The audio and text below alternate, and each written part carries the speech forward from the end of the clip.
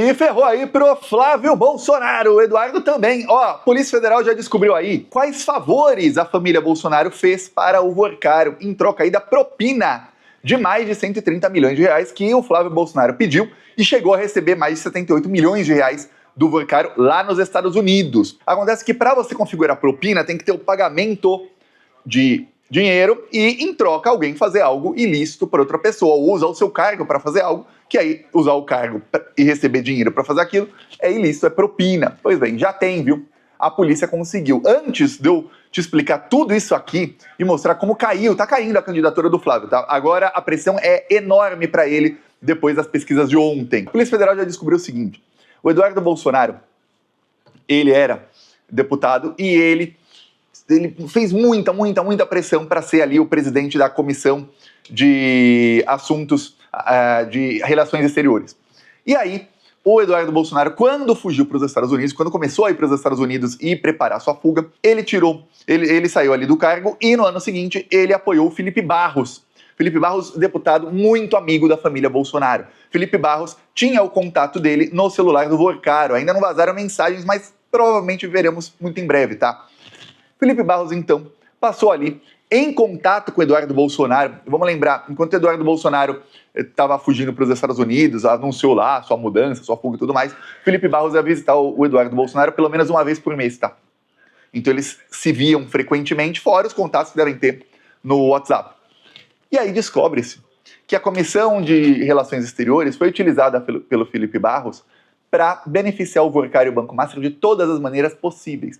Primeira coisa que o Felipe Barros fez foi, logo após se encontrar com o Eduardo Bolsonaro, ele apresentou um projeto de lei, que era praticamente um copia e cola da emenda master que o Ciro Nogueira apresentou. Tiago, que emenda master é essa? Se você não está lembrado ou lembrado, a Polícia Federal descobriu, esse é um dos motivos aí das operações contra o Ciro Nogueira, que uma das emendas num projeto de lei que tinha um projeto de lei para ser votado no Senado, o Ciro Nogueira apresentou uma emenda nesse projeto de lei. Uma emenda é o seguinte, é uma parte a mais no texto. Então tem um texto lá, um parágrafo a mais aqui.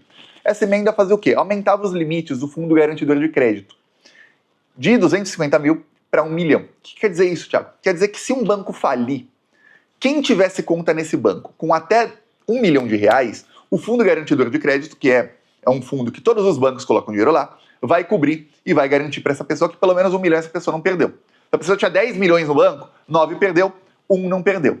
Hoje o limite é 250 mil. Então se alguém tem 250 mil num banco e esse banco for à falência, for liquidado como o Banco Master, o fundo garante aí 250 mil para a pessoa. Se aumentasse para 1 milhão, o rombo que o Banco Master ia poder dar no sistema, no FGC, ia ser muito maior, tá? Muito maior. Por quê? Porque eles iam ter que cobrir valores muito maiores. E aí, o que fazia o Workário? Ele colocava dinheiro ali no banco dele e nas instituições dele no nome de laranjas. E aí, imagine várias laranjas com mais ou menos 1 milhão na conta. E aí, quando o Fundo Garantidor de Crédito paga essas pessoas, imagina se ele tem 5 mil laranjas. São 5 bilhões que os bancos vão pagar para ele depois que o banco é liquidado. Entendeu?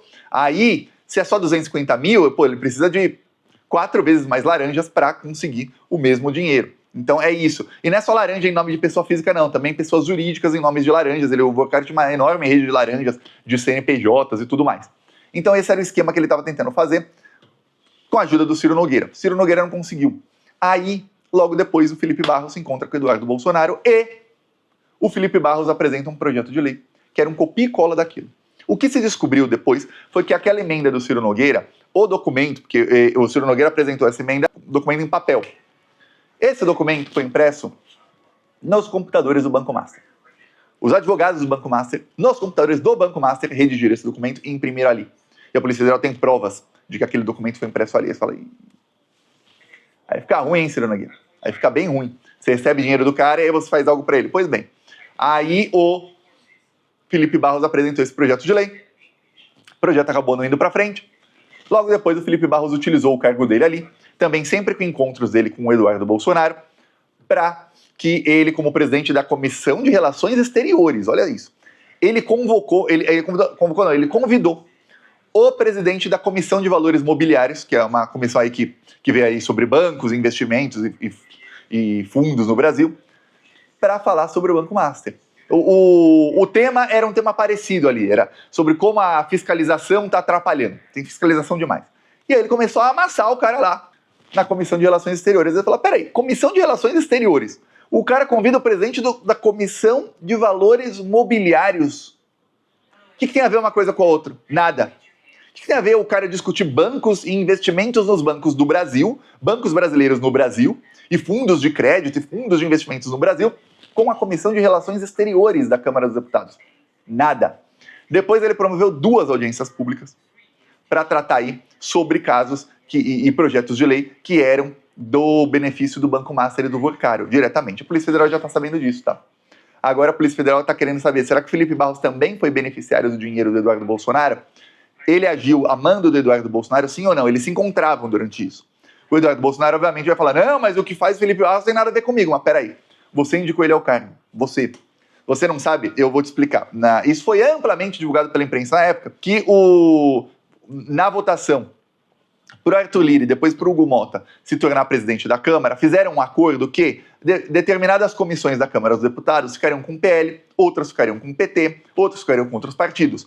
E o PL, com o Eduardo Bolsonaro liderando isso, nessa época ele ainda estava no Brasil, eles espernearam, eles fizeram de tudo para ficar com a Comissão de Relações Exteriores e essa ficar com o Eduardo Bolsonaro. Ele, por ser filho do Bolsonaro, tinha o direito ali no partido de ter uma comissão que ele escolheria quem seria o presidente dessa comissão durante os 4 anos do governo Lula.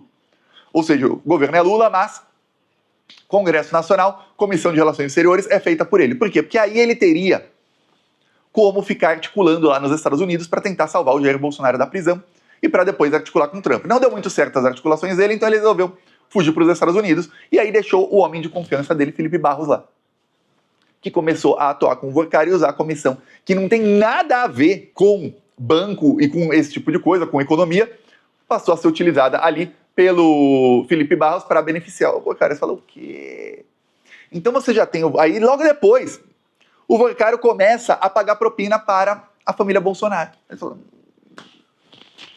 Então, a Polícia Federal já tem várias hipóteses de o que a família Bolsonaro fez para o Vorcário para que ele pagasse essa propina toda. Porque quem acreditar que aquilo foi um investimento num filme, pô, coloca um narizinho de palhaço, compra, vende aí em lojas de R$1,99, compra lá um narizinho e põe aí e fica usando, cola com Super Bonder. Porque, olha, não tem como, né? Achar que era só investimento num filme. Aquilo era propina sendo paga ou, também acredito eu, rateio de dinheiro público que eles roubaram juntos, tá?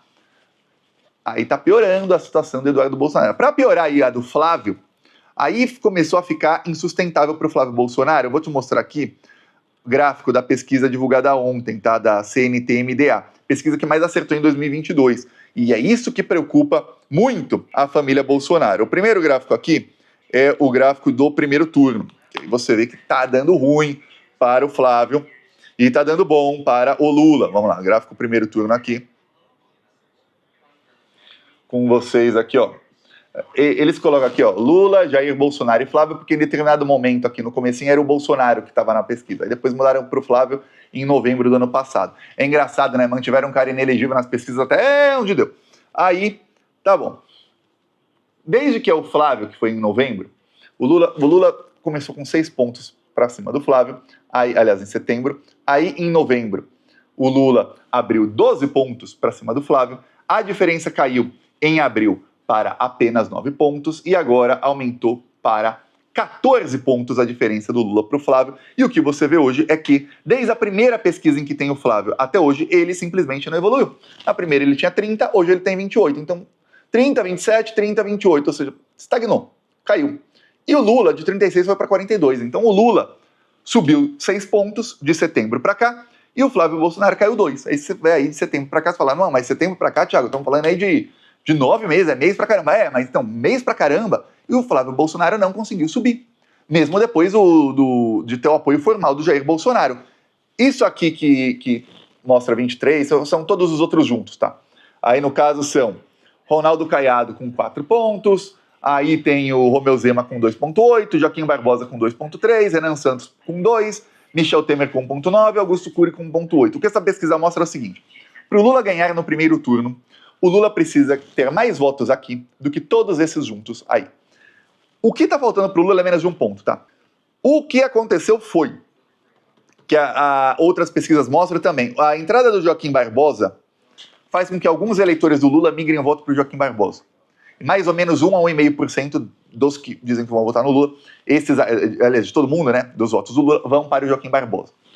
Então, esse é o limiar para o Lula ganhar no primeiro turno. Só que essa pesquisa colocou Michel Temer como candidato. Nunca foi anunciada a candidatura do Temer. Se tirar o Temer da pesquisa e todos os votos do Temer forem, ou metade dos votos do Temer forem nulos, o Lula já ganha no primeiro turno nessa pesquisa. Então, tá ruim para o Flávio e ele vem em viés de queda. Só que piora, porque em segundo turno, piora para ele, né? Pra gente é só alegria.